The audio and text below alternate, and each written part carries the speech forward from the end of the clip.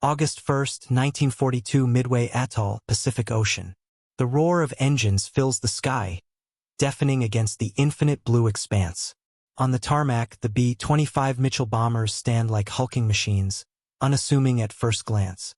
Their wings gleam under the relentless sun, battered by months of preparation. The air is thick with tension. Above the hum of the engines, the sound of hasty footsteps echoes as airmen scramble, checking, rechecking, and making last-minute adjustments. Each move is a calculated dance of urgency. Inside one of the bombers, the crew members buckle in, their faces etched with quiet resolve, though their eyes betray the anxiety of the unknown. This is no routine bombing run. This is a high-stakes gamble, one where failure means more than just a missed target. It means an entire fleet of ships could go unchallenged. The engineers back at the base had dismissed the idea. Impossible, they'd said. The B-25 wasn't designed for this. It wasn't built to take on ships head-on, armed with guns that could tear through steel. But here, in the vast ocean, it was about to prove them wrong. As the planes rolled down the runway, lifting off into the wind, the pilot's thoughts are consumed by one question. Could this impossible weapon sink a fleet? In the early days of World War II, the Pacific was a theater of overwhelming tension and danger. By the summer of 1942, the Japanese Empire had established a formidable presence across the vast expanse of the Pacific Ocean. The Imperial Japanese Navy, reinforced by experienced pilots and advanced technology, had swiftly claimed dominance, while the United States, still recovering from the shock of the attack on Pearl Harbor, scrambled to find a way to counter this naval might. U.S. forces were severely outmatched, with an underdeveloped naval presence and outdated air power. In response to the sudden onslaught, the Allies began to rally under the banner of survival. But victory seemed distant, even unreachable. The Japanese had not only dominated key territories, but had also secured a stranglehold on supply routes, cutting off vital resources from the United States and its allies. But within the turmoil of early defeats, a glimmer of hope began to emerge. The Battle of Midway, just a few months away, would change the course of history. But before that momentous victory, there was an overwhelming sense of urgency within the U.S. military. The American forces needed to find new and innovative ways to strike at the heart of the enemy's naval fleet. Their fleet was severely outnumbered, and conventional bombing runs had been ineffective against the Japanese ships, heavily armored and protected by air defenses. As one U.S. naval officer later said, "We were at a point where everything seemed impossible." It was against this backdrop of desperation that the B-25 Mitchell bomber, a versatile twin-engine medium bomber, would be called into service. Initially designed for strategic bombing, it had proven its worth in earlier campaigns, but now it needed to be reimagined. Could this bomber be adapted for close air support? Could it be used as a gunship to take on Japan's mighty navy? This question would soon give rise to one of the most daring and unconventional experiments in American military history. But as the engineers set to work, many of them considered the notion outlandish.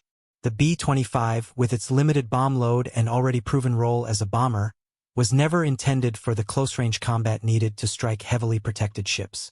The skeptics were quick to call it impossible. Despite the skepticism, the U.S. military's engineers and planners, driven by desperation and innovation, pressed on. The initial plans were modest. The B-25, with its sturdy frame and reliable engines, would be fitted with heavy guns designed to engage Japanese ships from the air. The concept was revolutionary. Never before had such a bomber been re-engineered to take on naval targets in such a close, direct manner. The first major experiment came under the direction of Lieutenant Colonel Paul Tibbets, one of the leading figures in the U.S. Army Air Forces.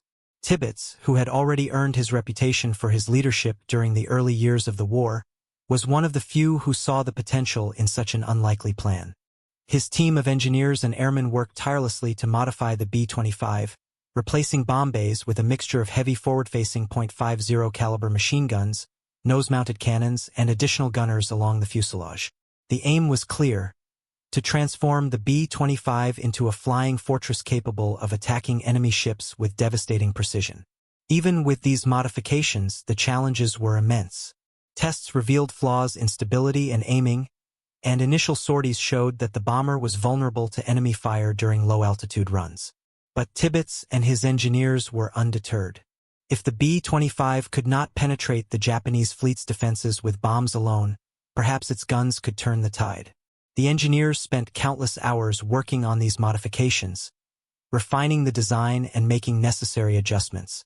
The bomber was stripped of any non-essential equipment, making it lighter and more maneuverable for the task at hand. The airframe was reinforced to accommodate the weight of the new weaponry, and the crews, trained for conventional bombing missions, now had to adjust to the precise, deadly art of close-range gunnery.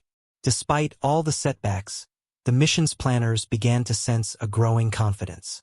The B-25, long seen as a workhorse of U.S. air power, was evolving into a weapon that could challenge Japan's maritime supremacy.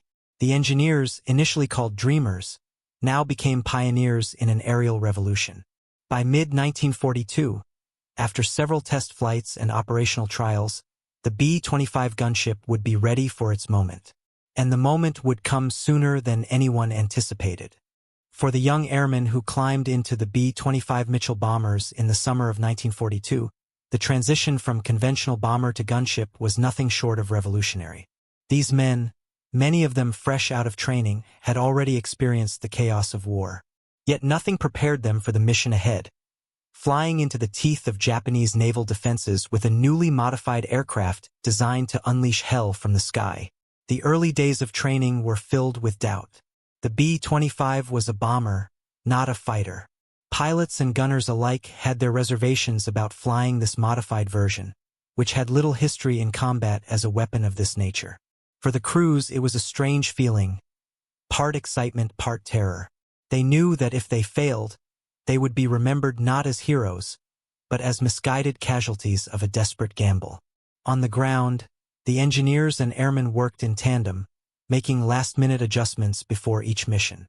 The bomber, now laden with heavy firepower, often felt sluggish and vulnerable to enemy fire. But for the crews, the change in the aircraft represented a change in mindset. These men were not simply flying a plane, they were becoming part of a bold new strategy, one that would define their legacy in the annals of air combat. As the crews learned to work with their new weapon, something remarkable began to happen. Their doubts began to fade, replaced by a fierce determination. The B-25 had proven its worth in training exercises, and now it was time for the real test. The pilots and gunners began to understand the aircraft's new power. With each flight, they became more confident, more synchronized, as if the B-25 was no longer just a machine, but an extension of their will. The bond between crew members deepened as they faced down the formidable forces of the Japanese Navy. Every mission was a race against time, with each second spent over the ocean pushing their limits. And as the B-25s plunged toward their targets, the crews came to embody the very spirit of innovation and perseverance. In their hands, the impossible B-25 was no longer just a gamble. It was a weapon of precision and power. Tactical angle, a new kind of warfare. The challenge of adapting the B-25 for use as a gunship was not just about modifying the aircraft.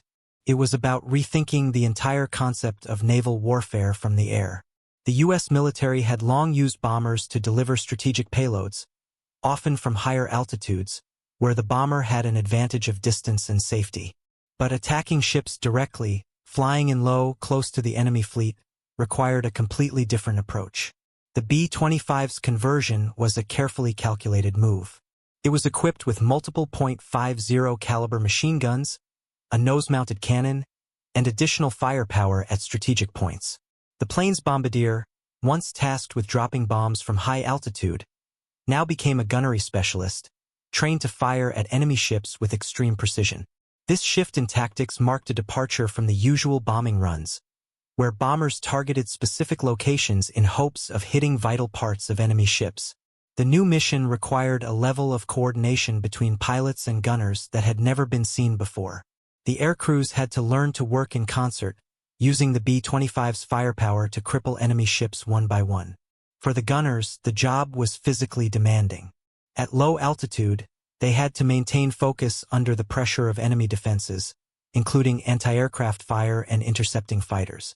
The B-25 was not a fast aircraft. It lacked the agility of a fighter and the speed to outrun enemy defenses. But it compensated with raw firepower. The tactic was simple but dangerous.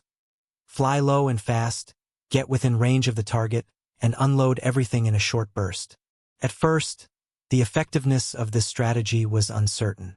Would the B-25's guns be enough to pierce the heavy armor of Japanese warships? Could the planes maintain stability while unleashing such devastating firepower? The tactical questions seemed insurmountable. Yet, the aircrews soon learned to exploit the bomber's strengths. The B-25 could deliver a lethal barrage at close range, overwhelming enemy defenses and causing significant damage to ships that otherwise would have been impervious to conventional bombing. As the new tactics evolved, it became clear that the B-25 was not just another weapon in the arsenal.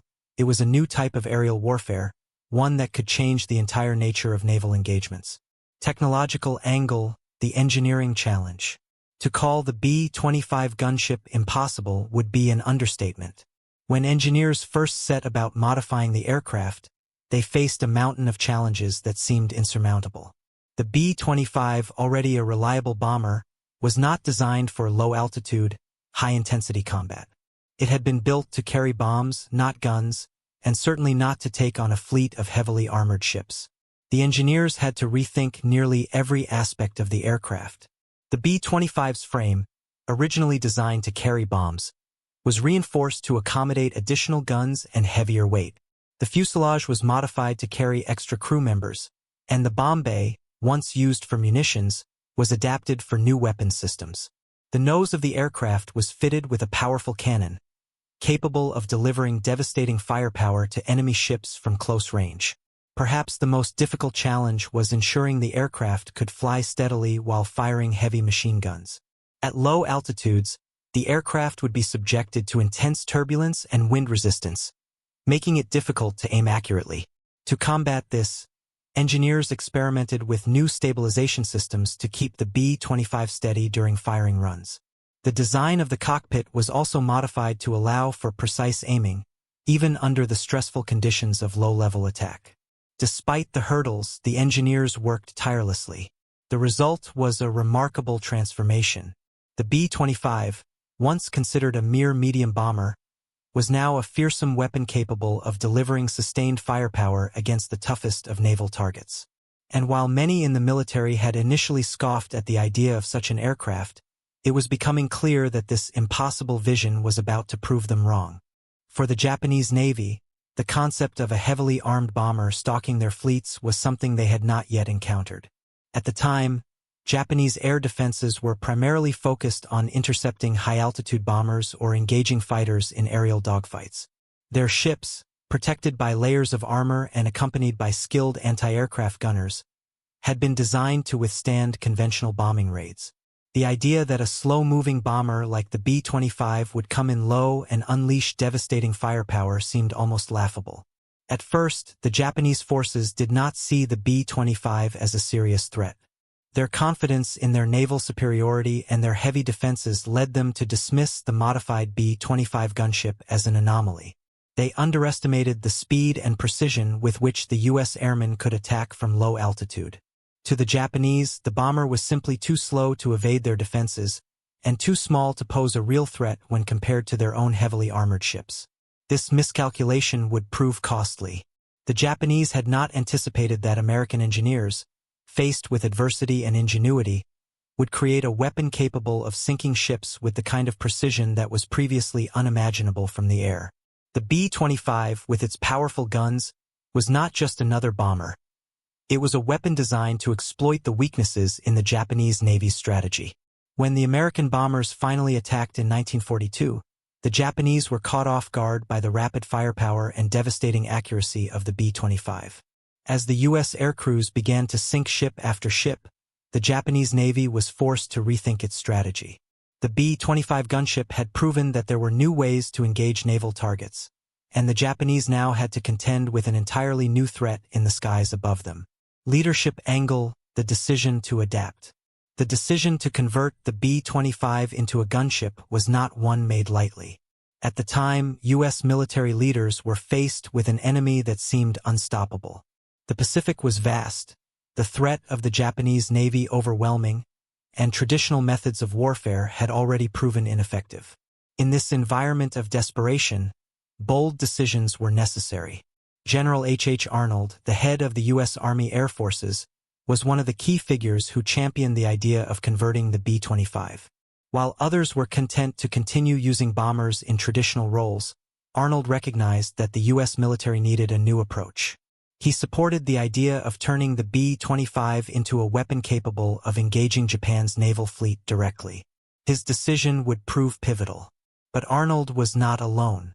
The success of the B-25 gunship was also made possible by the leadership of Lieutenant Colonel Paul Tibbets, the visionary behind many of the aircraft's early tests.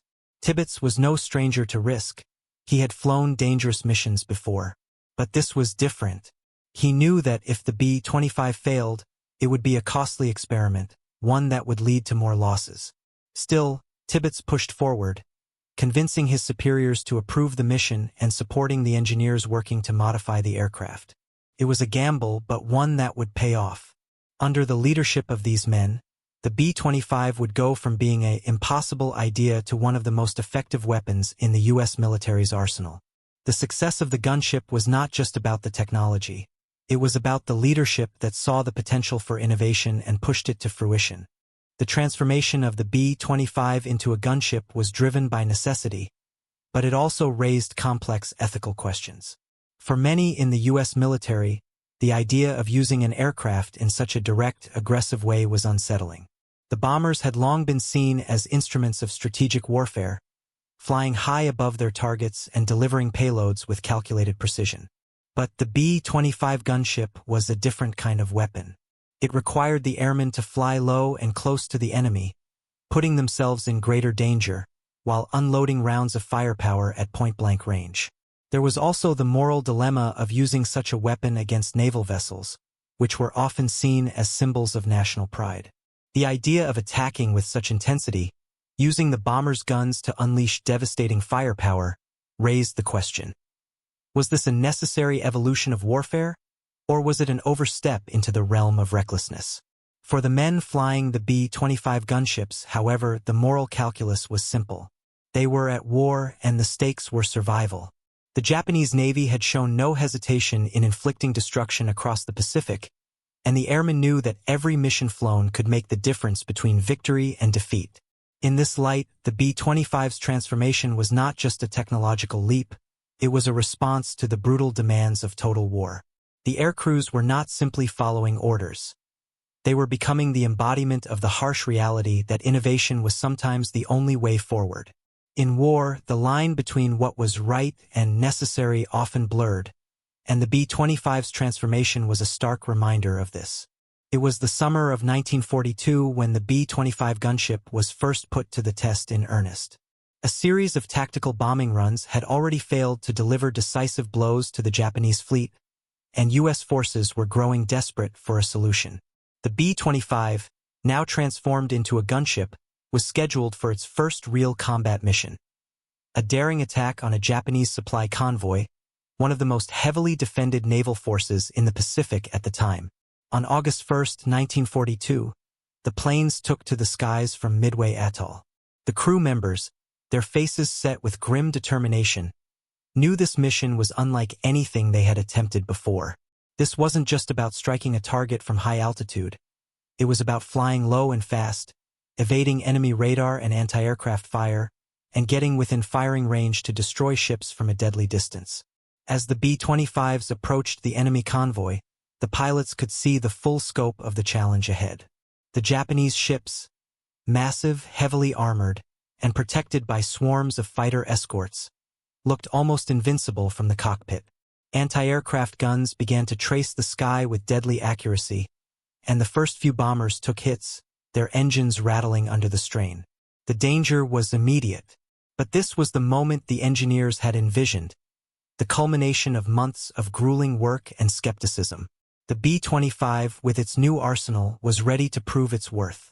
The pilots dipped their wings, diving toward the ships, narrowly avoiding the barrage of flak.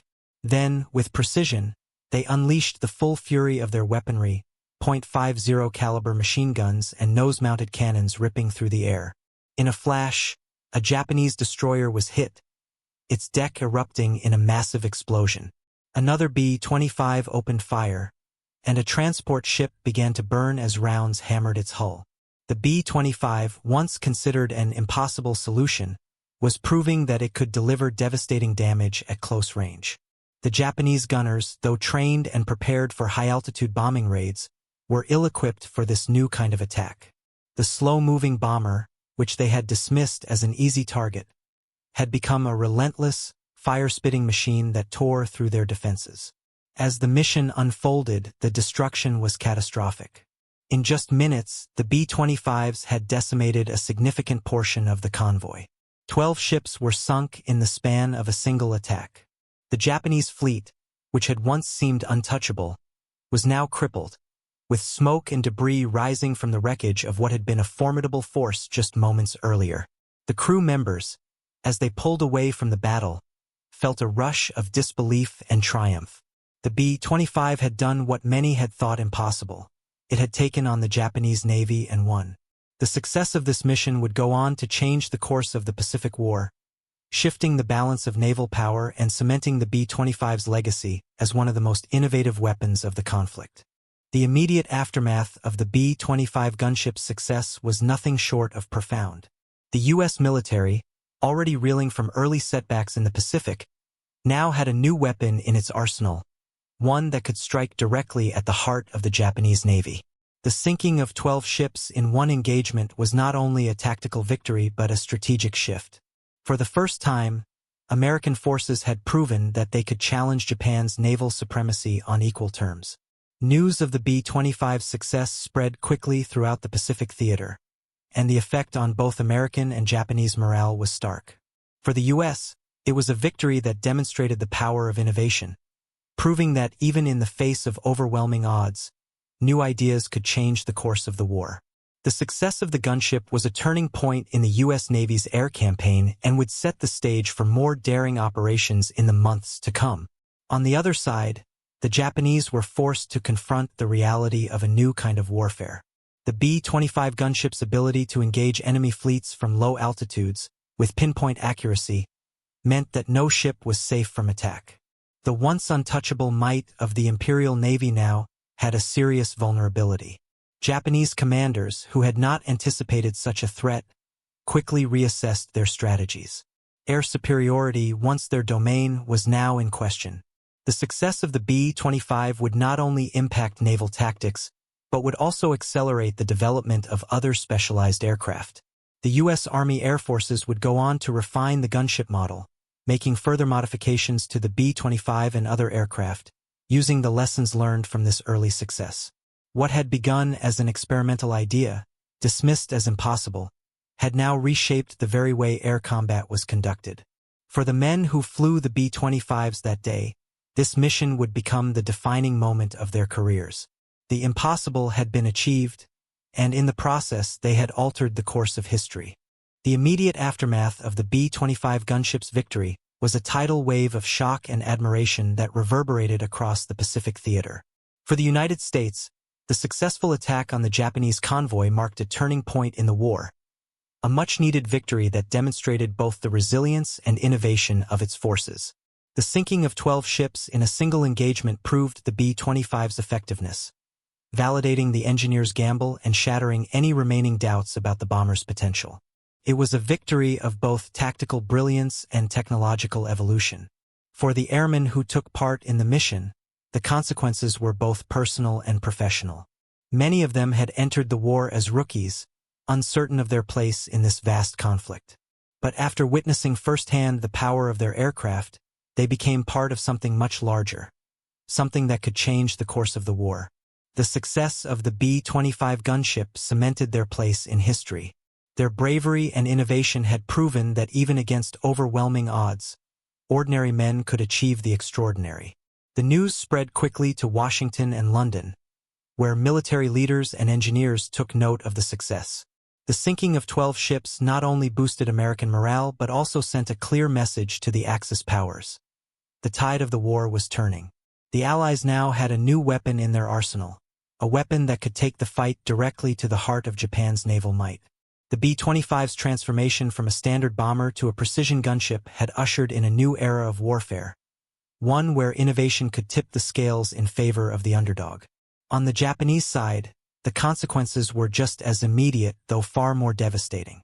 The loss of 12 ships in such a short period not only dealt a severe blow to the Imperial Navy's strength but also shook its confidence. Japanese commanders, who had long believed that their fleet was invulnerable to air attack, were forced to rethink their entire naval strategy.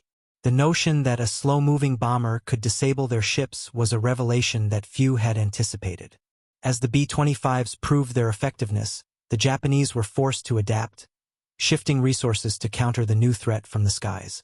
The sinking of these ships marked a significant shift in the balance of power in the Pacific. The U.S. Navy and Army Air Forces had shown that they could compete with, and even defeat, the Imperial Navy in a direct confrontation. The success of the B-25 gunship would go on to serve as a blueprint for future naval engagements, and its impact on Japanese morale would resonate throughout the war. The success of the B-25 gunship did more than alter the course of the Pacific War. It changed the future of air combat. The victory served as a wake-up call to military planners worldwide, showing that aircraft could be adapted and modified to meet new and unexpected threats. The concept of the gunship would evolve from the B-25's initial modifications into a new category of aircraft, one that would be used in countless battles over the next several decades. In the years following the B-25's success, the U.S. military would continue to refine the concept of specialized aircraft for tactical support. The lessons learned from the B-25 gunship would inform the design of other aircraft, including the B-24 Liberator and later, the AC-130 gunships that would prove critical in later conflicts like Vietnam and the Gulf War. The ability to turn a bomber into a versatile, close-support weapon set a precedent for future air combat operations. But the B-25's success was not merely technical. It was also psychological. The mission demonstrated the power of innovation and resourcefulness, proving that the impossible could be achieved under the right circumstances. It instilled a sense of confidence in the U.S. military and its engineers and airmen, who now believed that no challenge was too great to overcome. For the Japanese, the B-25's success forced them to reconsider their own strategies. They began to place greater emphasis on anti-aircraft defenses and to reevaluate the vulnerability of their naval assets. This shift in strategy, however, came too late. The U.S. military had already gained the upper hand, and as the war in the Pacific progressed, the Japanese Navy would continue to suffer from these tactical oversights. But the long-term impact of the B-25's success extended beyond the Pacific theater. The concept of gunship aircraft, capable of delivering concentrated firepower in support of ground and naval forces, would continue to shape military doctrine in the post-war years. The B-25's transformation from a simple medium bomber to a close-support gunship was a bold leap forward in the evolution of air warfare. And as the war drew to a close, the legacy of the B-25 would live on. The aircraft would be remembered not just for its modifications or its mission success but for the audacity and courage of the men who flew it. The B-25 had shown that innovation, when paired with determination and leadership, could change the face of war itself. The success of the B-25 gunship marked more than just a turning point in the Pacific War. It represented the triumph of human ingenuity, determination, and the relentless pursuit of innovation in the face of overwhelming odds. What began as an improbable idea, transforming a standard bomber into a specialized weapon for naval warfare, became a testament to the power of bold thinking in warfare. The B-25's story was not just about aircraft or military strategy. It was about the men who made the impossible a reality, and the profound impact their courage and creativity had on the course of history. In the larger context of World War II, the B-25's victory demonstrated how critical innovation was to the Allied success. While many technological advancements during the war, radar, code-breaking, the development of the atomic bomb, would go down as monumental milestones, the B-25 gunship's success represented the human element at the heart of military progress. It showed that when faced with dire circumstances, necessity could be the mother of invention, and that there was no limit to what could be achieved with enough determination and vision. For the U.S. military, the B-25's legacy would reverberate far beyond the war in the Pacific. The gunship's success would be a key influence on future aerial doctrines, inspiring new generations of engineers, pilots, and military leaders to think outside the box. It was a pivotal moment that reaffirmed the importance of adapting and evolving tactics, as well as the crucial role of leadership in the face of adversity. The lessons learned from the B-25 gunship would continue to shape air combat and military operations for decades to come. On the other side of the Pacific, the Japanese Navy's response to the B-25 gunship's success was one of reevaluation and retreat. Their failure to anticipate such an unconventional threat underscored a profound truth, that even the most powerful forces could be vulnerable to creative solutions. The loss of 12 ships in a single attack sent shockwaves through their fleet and forced a reassessment of their entire naval strategy, a shift that contributed to the broader decline of Japanese naval power. But perhaps the greatest legacy of the B-25 gunship lies in its human dimension. The engineers who dared to believe in the impossible, the pilots who risked their lives to carry out the daring missions, and the airmen who transformed a simple bomber into one of the most powerful weapons of the war. These are the true heroes of the B-25 story. In their hands, a simple machine became a symbol of perseverance and innovation, a reminder that sometimes the impossible is merely something that hasn't been achieved yet. In the end, the B-25 gunship was not just a victory in the Pacific, it was a victory for human ingenuity itself, a triumph that would resonate across the history of warfare and forever remind us of the extraordinary things that can happen when we dare to defy the impossible.